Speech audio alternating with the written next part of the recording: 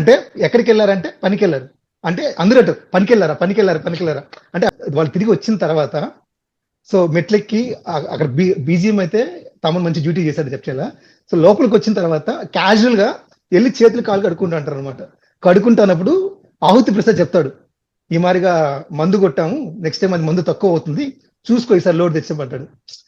బ్రహ్మాజీ వచ్చి అలాగే బావా అంటాడు. అంటే పెద్ద డైలాగ్ లేవు అక్కడ, చిన్న సీన్, అలాగే బావా అంటాడు.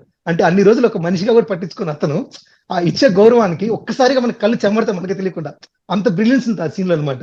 అలాగే దాని తర్వాత రఘుబాబు కూడా వచ్చి ఈ మరి కూలోళ్ళు తక్కువ వచ్చారు చూసి డబ్బులు ఇవ్వంటే నువ్వే ఇచ్చే బావా అని చేతికి డబ్బులు ఇస్తారనమాట. అంతే అన్ని రోజులు ఒక మనిషిగా కూడా మందించిన మనుషుల్ని వాళ్ళు మారారని కనుక్కున్న తర్వాత ఇచ్చే విలువ. అంటే ఆ సీన్ బ్యాక్ లో ఎండ్ ఏమైపోతుందంటే మనం చేసే పని బట్టి మనకు మర్యాద వస్తుంది అనే ఒక విషయాన్ని అయితే చాలా క్లీన్ గా చెప్పాడు అనమాట. ఆ చెప్పడంతో పాటు